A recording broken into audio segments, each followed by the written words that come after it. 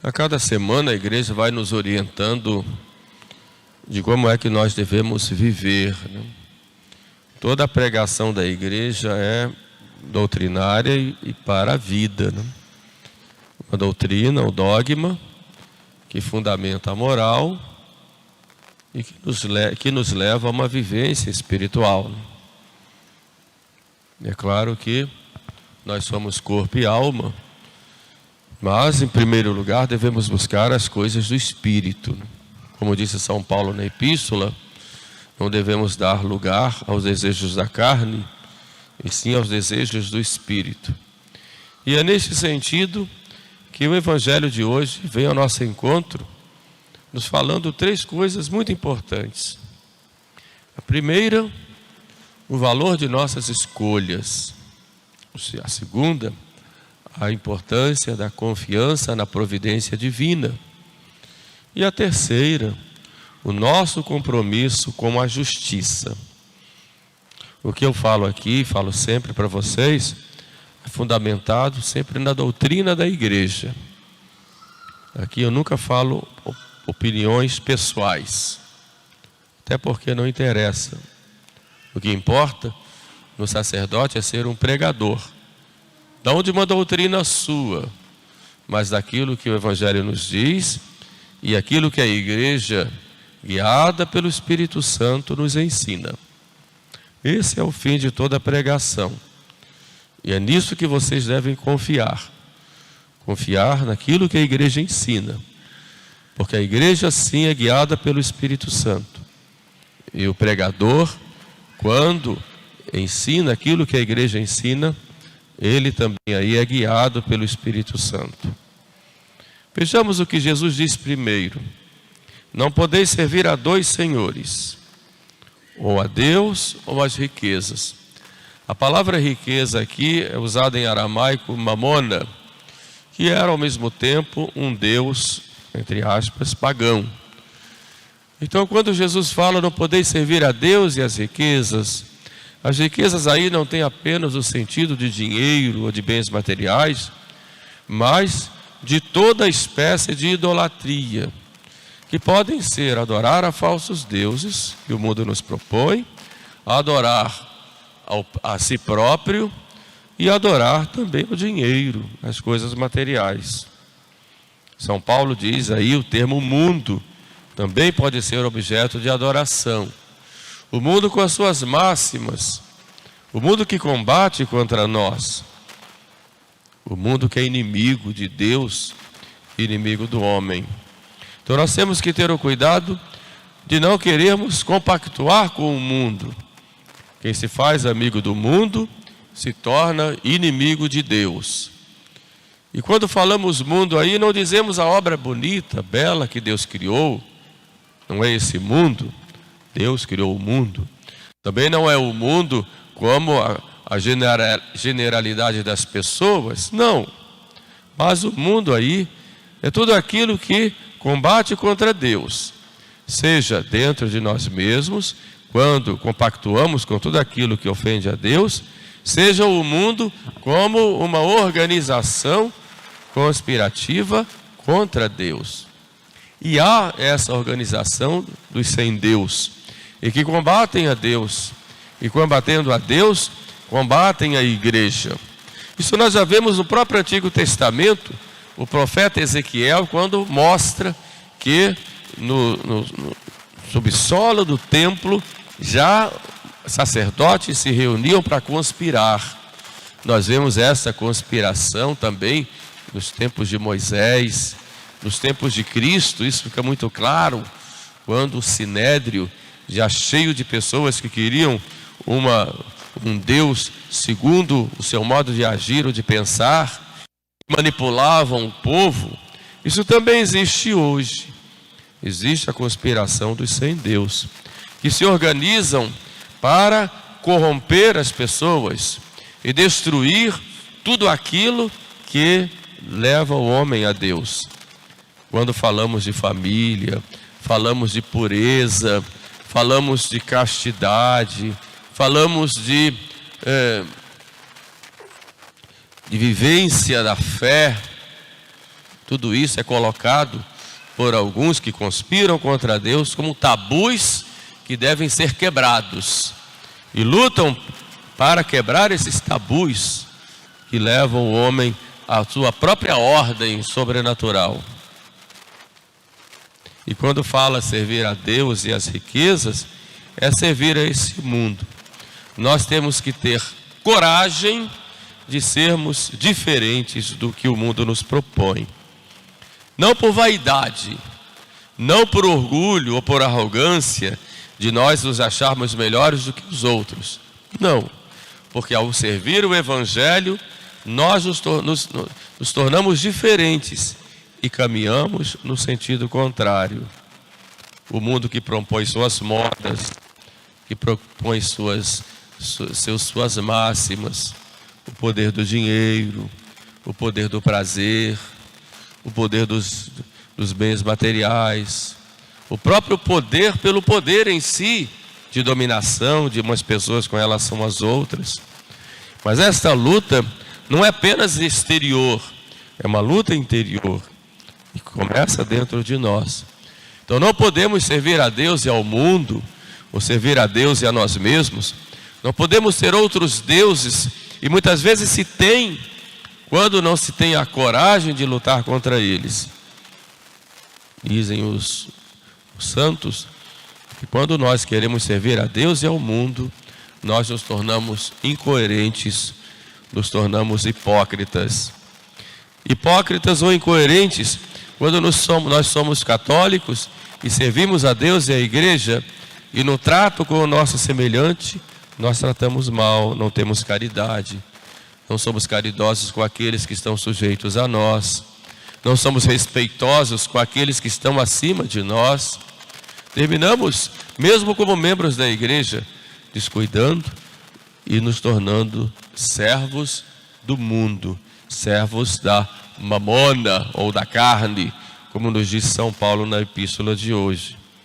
Não podeis servir a dois senhores, ou a Deus, ou ao mundo, ou a Deus, ou às riquezas, ou a Deus, ou ao próprio eu, ou a Deus, ou à própria carne.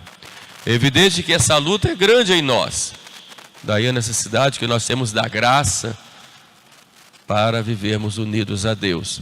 A importância dos sacramentos, da nossa vida de oração, da nossa circunspecção, ou seja, caminharmos com seriedade, como diz São Paulo, com temor e com tremor.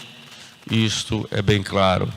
E não nos decepcionarmos no sentido conosco mesmos, não nos desesperarmos das nossas quedas, porque somos frágeis e quando caímos, Deus permite para que nós sejamos mais humildes conosco, diante de nós mesmos, e sejamos mais caridosos e misericordiosos com aqueles que caem, e todos nós caímos.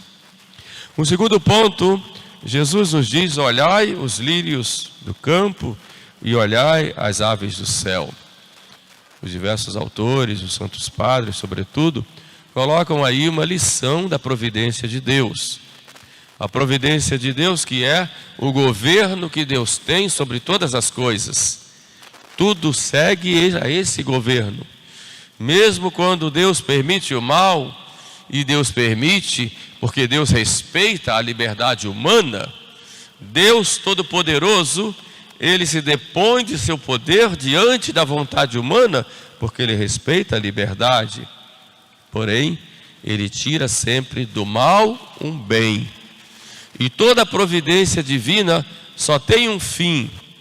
Todo o governo que Deus tem de todas as coisas, seja de todas as coisas materiais, seja de todos os homens, seja das nossas vidas, de toda a organização humana, respeitando a liberdade humana, Deus continua no controle e governando todas as coisas, tirando daí sempre um bem maior, seja para a sua glória, seja para a salvação.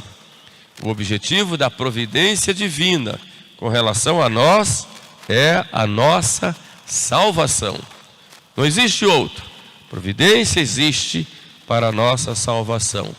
E é o governo, que eu digo, repito, de todas as coisas que tem Deus. Por isso os homens podem pular para lá, para cá, fazerem suas batalhas, suas guerras, suas perseguições, suas maldades, mas Deus está no comando. Deus permite porque respeita as escolhas. E quantos sofrem por causa dessas escolhas mal feitas que nós fazemos. É incrível como nós reclamamos muito das escolhas dos outros. Estou sofrendo porque os homens escolheram dessa forma, seja do ponto de vista moral, social, mas nós não olhamos que nós muitas vezes fazemos mais escolhas e essas escolhas prejudicam os nossos irmãos, prejudicam nossos filhos, nossos pais, nossos irmãos mais próximos, enfim, prejudicam a humanidade, porque cada falta nossa é sempre uma falta também contra os outros. Tem essa dimensão social nas nossas faltas. Por outro lado, olhamos aí, quando falamos da providência, o respeito que Deus tem da liberdade humana. O homem é livre e qualquer sistema que impeça e proíba esta liberdade do homem, esta capacidade que o homem tem de escolher qualquer ideologia ou sistema, seja político, seja econômico, do ponto de vista social, é um sistema que destrói o homem como tal. Porque o homem não pode ser escravo. Quando o homem se torna escravo, seja do pecado, seja de um sistema qualquer, imposto pelos outros, o homem deixa de ser humano e se torna pior do que os animais. Daí o fato da igreja sempre condenar ideologias que destroem a liberdade do homem de pensar e de escolher, de agir. E é um absurdo que ainda existam pessoas na igreja que defendam ideologias que destroem a capacidade de escolha do homem cultuar a Deus, do homem escolher casar ou não casar, do homem escolher fazer uma coisa ou fazer outra. É claro que a liberdade, ela nunca pode ser usada para o erro, para ofender a Deus, mas esta capacidade de escolha que o ser humano tem é dada pelo próprio Deus. O homem então é sempre livre nas suas ações e evidentemente também responsável quando livremente escolhe. Por isso, se faz escolhas boas, vai ter mérito. Se faz escolhas ruins, vai ter o demérito e vai também arcar com as consequências. Mas não se pode tolher a liberdade do homem cultuar a Deus, do homem ter sua família, do homem educar os seus filhos, do homem trabalhar, do homem usar do fruto do seu trabalho para viver com dignidade, para o seu próprio crescimento, para viver a caridade, enfim. O homem tem que ter a liberdade de filho de Deus. Um outro ponto, também dentro dessa reflexão do olhai os lírios do campo e olhai as aves do céu, Jesus fala que Deus cuida de tudo, porque cuida das aves do céu, cuida dos lírios do campo e de toda a obra da natureza. Mas uma coisa importante que tem que olhar aí também, aquela frase que Jesus disse: não valeis vós do que os pássaros? Não valeis vós mais do que os pássaros e mais do que os lírios? E o que isso quer dizer? Hoje, quando nós vemos um culto à natureza, um culto, ponho aqui em muitas aspas, à Mãe Terra, um culto à obra que nós sabemos que é a criação de Deus, em detrimento da dignidade humana, nós vamos de encontro àquilo que Jesus diz aqui: o homem vale mais do que uma tartaruga. vale mais do que um pássaro, do que uma onça lá da mata, vale mais do que uma árvore, vale mais do que tudo. Jesus diz: vós não valeis mais do que eles. Por isso, nós devemos cuidar da criação. Não podemos também depredar a criação, porque temos um compromisso de cuidar, mas de dominar e de usar, porque Deus criou todas as coisas, mas a obra não está acabada. Deus deu para o homem a capacidade de dominar toda a obra da criação para transformar em vista do bem do homem, e não só do bem individual, mas do bem coletivo, não só hoje, mas também pensando nas gerações futuras. Por isso, o cuidado da criação tem em vista isto, a necessidade que o homem tem de contemplar a grandeza de Deus, de usufruir dos bens criados, não só do ponto de vista atual, mas também do futuro. Por isso temos que zelar também pelos nossos irmãos do futuro, que também necessitarão desses bens, hoje, coletivamente, individualmente e também no futuro. Porém, o homem está acima de tudo isto. O homem é o rei da criação. O homem é o que domina, é o Senhor, como diz lá o livro do Gênesis. Por isso é um absurdo quando aquele que defende o cuidado de um ovo de tartaruga é a favor do aborto de uma criança. Não valemos mais do que um ovo de tartaruga? Aquele que coloca na natureza uma espécie de deusa, a mãe terra, a Gaia, a quem vai se prestar culto, é aquele mesmo que aceita o aborto. Um ser humano gerado no ventre materno, lá desde a fecundação, vale mais do que toda a obra criada da natureza, vale mais do que toda uma floresta, do que todos os animais. Há uma versão aí: vós valeis mais. Porém, não podemos nos valer disso para destruir tudo. Então temos que olhar. Deus cuida de tudo, então Ele tem o cuidado também da obra criada. Mas mais nós, porque nós temos a dignidade de sermos imagem de Deus. Nenhuma outra criada é a imagem de Deus. O homem é, porque tem capacidade de conhecer, de escolher e de amar. Valemos mais. E por isso, o compromisso que Deus se colocou a si mesmo de cuidar da obra criada, cuida com muito mais afinco e com muito mais, humanamente falando, dedicação do ser humano e cada um de nós. Isso nos leva também a termos um cuidado dos nossos irmãos, como Deus tem de todos nós. E a raiz de todo mal está exatamente no pecado que fere esta dignidade do homem. Começando conosco, quando pecamos, nós ferimos esta dignidade que há em nós. Quando nós nos colocamos como servos do pecado, nós nos apunhalamos a nós mesmos e nos tornamos piores do que as outras obras criadas.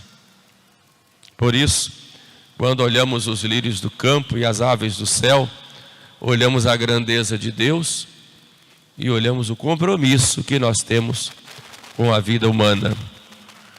Valemos mais do que toda essa obra.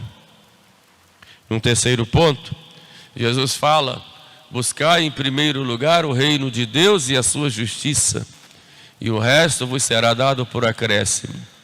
O que é o reino de Deus? O reino de Deus tem um sentido amplo, é o governo de Deus sobre todas as coisas. Podemos chamar também de providência. O reino de Deus, no sentido mais estrito, é a igreja, que Jesus veio fundar, para onde todos devem ir e para onde todos são impelidos, mesmo que negando-se a pertencer a ela. E o reino de Deus, no sentido mais estrito ainda, é o próprio Jesus Cristo. Buscai em primeiro lugar o reino de Deus, primeiramente isto, e o resto vos será dado por acréscimo. Mas Cristo fala aqui, reino de Deus e sua justiça. E quando entendemos justiça aqui, justiça no seu sentido próprio, como dizia o piano, dar a César o que é de César e dar a Deus o que é de Deus, dar a cada um aquilo que lhe é devido. Por isso devemos cuidar de viver essa justiça, dando em primeiro lugar a Deus o que é de Deus. E a justiça, ela nos leva a honrarmos a Deus. A lei da justiça é a lei da caridade, a lei de amar a Deus sobre todas as coisas e amarmos o nosso próximo como a nós mesmos. Por isso, a justiça social que é necessária e que a igreja sempre ensinou com a sua doutrina, aquilo que nós chamamos de doutrina social da igreja, fala do ser humano que deve ter como digno que é de ser imagem e semelhança de Deus, ou imagem de Deus, deve ter aquilo que é necessário para ele viver essa dignidade, o seu alimento, a sua casa, a sua vestimenta, a dignidade de poder ter sua família, de ter a capacidade de viver as suas escolhas. Então a justiça social pregada pela igreja vai nesta linha de olhar no ser humano a dignidade que ele tem como imagem de Deus.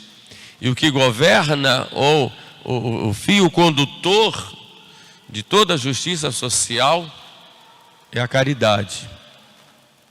É isso que a igreja prega. Por isso a igreja sempre prega a conversão do coração humano, para que, vivendo a caridade, vive essa justiça na sociedade. Não é uma luta, não é a luta de classes que a igreja prega. A igreja condena a luta de classes. Também não é, e a igreja prega contra, o colocar o capital como se fosse o fim último de todo o trabalho humano. Não.